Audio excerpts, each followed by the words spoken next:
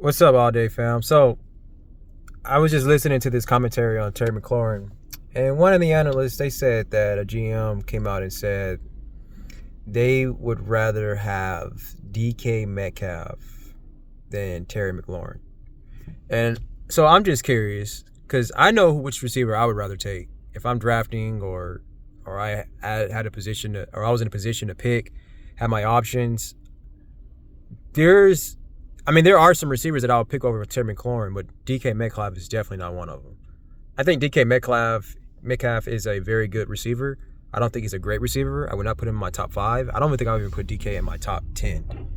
I think DK is a very, very overrated wide receiver, and I think he's very overrated because of his size, his strength, and his speed. He's very fast for his size. But come on, let's just be real. DK does not have the same effect on his team. It doesn't have the same effect on a team to win games like Terry does. The only receivers that I can think of that I will put over Terry is Jetta, obviously, Jamarcus Chase, obviously, Amaron, obviously. Let me think. Tyreek Hill, Freak, and Mike Evans. He's a very underrated wide receiver. I think that's it. I think that's I would put Ladd. I think Ladd McConkey is better. I think who else? The guy from the Giants, I forget his name. Dang it. I think he's better. But other than that, other than those 7 wide receivers, I'm not putting them over Terry. I think Terry is a very, very great wide receiver, and I think he's very underrated. I think it's maybe because he plays for the Commanders. But before Jaden Daniels got there, he was the only valuable piece to the Commanders. He was the only reason why you would tune in to watch the Commanders. And I said in my other video, and he's one of the main reasons why Jaden Daniels had such a successful rookie season that he did.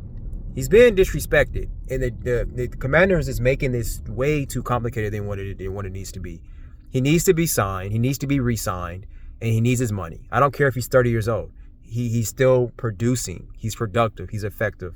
Let's not get ahead of. Let's not get too caught up in numbers here. That's one of the things that pisses me off about football, and not about football, but people who watches the games, about the fans, the analysts.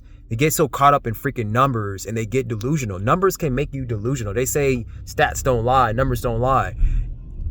They don't tell the whole truth either. So they're deceiving. They're very deceiving. Yeah, they tell some truth, but just because somebody tells some truth doesn't mean that it can't have some deception to it. Numbers doesn't tell the whole truth. So football is more than just numbers and data. It's story, it's context. There's a lot of stuff that goes into that. There's a lot of volume that goes into these games. And that's how I know a lot of people don't really watch these games. That's how I know the people who sign these checks and these general GMs, they're not watching. They're like a lot of these analysts, they're not watching these games. They're not. So Terry McLaurin needs to be signed. He needs to be re-signed. And if the Commanders can't do it, they need to stop wasting his time and trading him to another team. Plain and simple. So get it done. Get it done.